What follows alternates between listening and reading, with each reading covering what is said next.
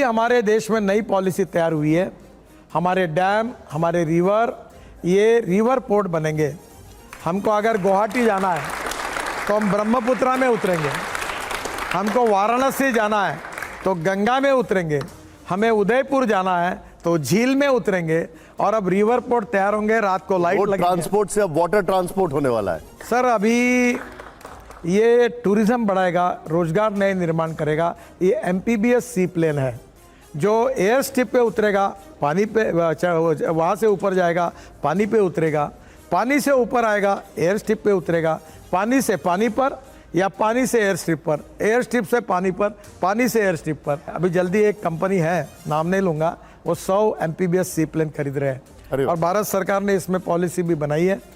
तो बंगलोर में विशेष रूप से बहुत ट्रैफिक जाम होता है, तो वहाँ एक अध्ययन कर रहे हैं कि डबल डेकर बस ये हवा में उड़ के जाएगी। तो ये एक केबल कारी है, डबल डेकर बस है, और इसका मेरे पास चित्र भी है। ये वर्ल्ड में 2 कंपनियां हैं, डॉफलमेयर और प्यूमा। तो ये मैं अभी ऑस्ट्रिया में इसके कॉन्फ्रेंस में भी गया था। नई नई टेक्नोलॉजी हमने लाई है और जल्दी ही इस प्रकार की बसेस आएगी। बात बताइए और आपको और एक अच्छी बात, उसमें हवाई चप्पल वाला चल पाएगा या किराया बहुत ऊपर होगा? सस्ता होगा। आप जो कार इस्तेमाल करते हैं वो तो हमने आपके साथ एक इंटरव्यू में खुद ही अनुभव किया है, वो हाइड्रोजन से चलती है। हाल ही में आपने एथनॉल से चलने वाली कार लॉन्च की है। लोग कह रहे हैं कि उन्हें ये कार कब तक मिलेगी? देखिए, पहली बात तो यह समझ लीजिए कि बायो इथेनॉल किसान तैयार करता है, यानी sugar cane juice, molasses, B molasses, C molasses, bamboo, corn, food grain, rice, wheat, सबसे अब इथेनॉल बनता है। सिंपल भाषा में अगर बताना है तो जिससे शराब बनती है उससे उसी से इथेनॉल भी बनता है। इथेनॉल अल्कोहल है, शायद उसी से सैनिटाइजर भी बन रहा था। हाँ, तो आपने इनिशिएटिव लिया था, बहुत सैनिटाइजर बना था। तो अब ये इथेनॉल जो है इसका रेट है 60 रुपये और पेट्रोल का रेट है 120 रुपये।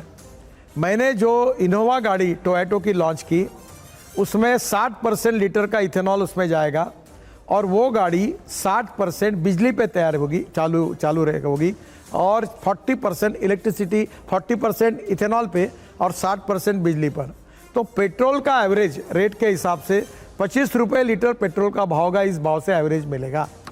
तो मुझे बताइए, लेकिन इसके लिए तो नई गाड़ी लानी पड़ेगी ना? फिर वो आ रही है। अभी टोयोटो आने वाले 6 महीने में अपनी पूरी गाड़ियाँ फ्लेक्स इंजन में लॉन्च कर रही है। अच्छा। बजाज, टीवीएस और अपने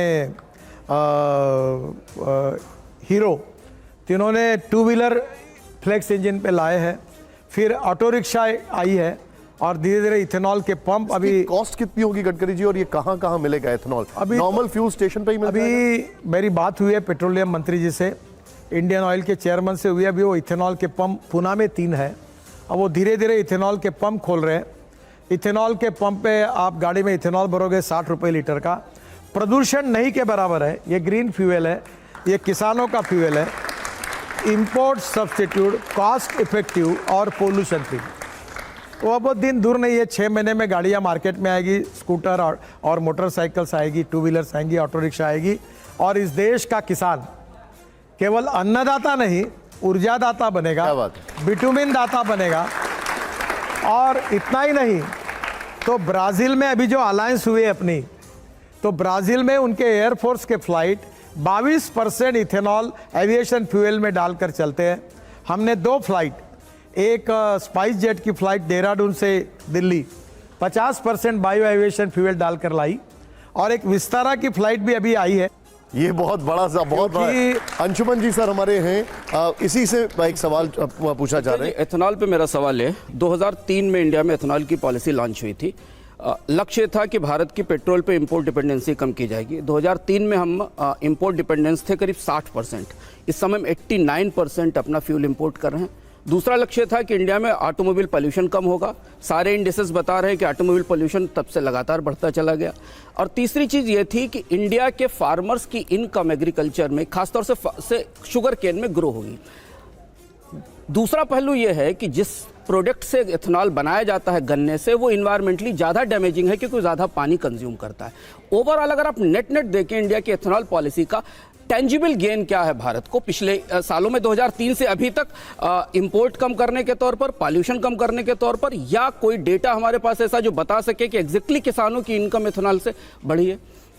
देखिए, पहली बात तो ऐसी है कि आपने बहुत से सवाल पूछे हैं, मैं एक एक बात को क्लियर कर दूं।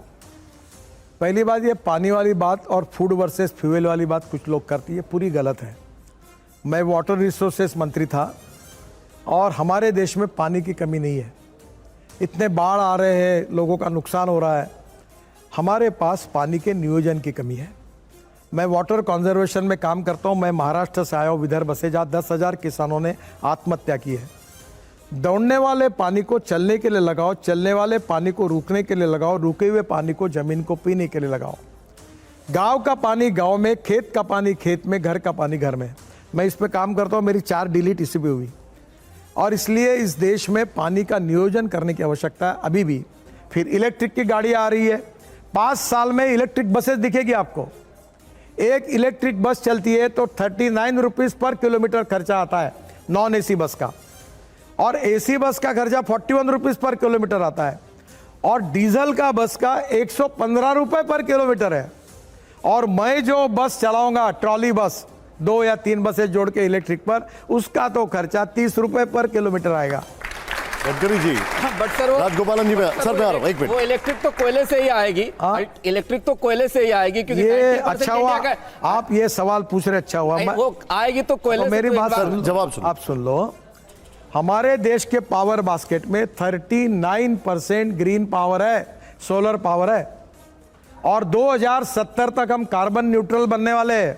जो बात इन्होंने, साहब, ये E20 क्या होता है? G20 के बराबर गडकरी 20 क्या चलाते हैं आप? ये बताता हूं पहले। E20 पहले जो क्या इन्होंने होता है? बात, मैं बताता हूं आपका, इन्होंने जो बात बताई है ना, कि ये जो बातें हैं, इसका एक प्रकार से रोड अच्छे बन रहे हैं, ऑटोमोबाइल सेक्टर बढ़ रहा है, लोग पेट्रोल डीजल के खपत बढ़ रही, फॉसिल फ्यूल का इंपोर्ट बढ़ रहा है।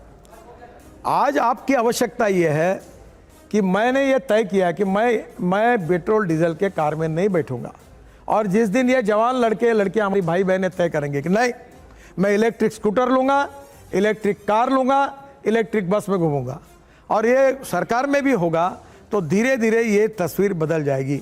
और इसलिए इन्होंने जो बात कही वो सही है कि इसकी गति आज जो है उससे 10 गुना बढ़ानी चाहिए, तब हमारा इंपोर्ट कम होगा और प्रदूषण कम होगा।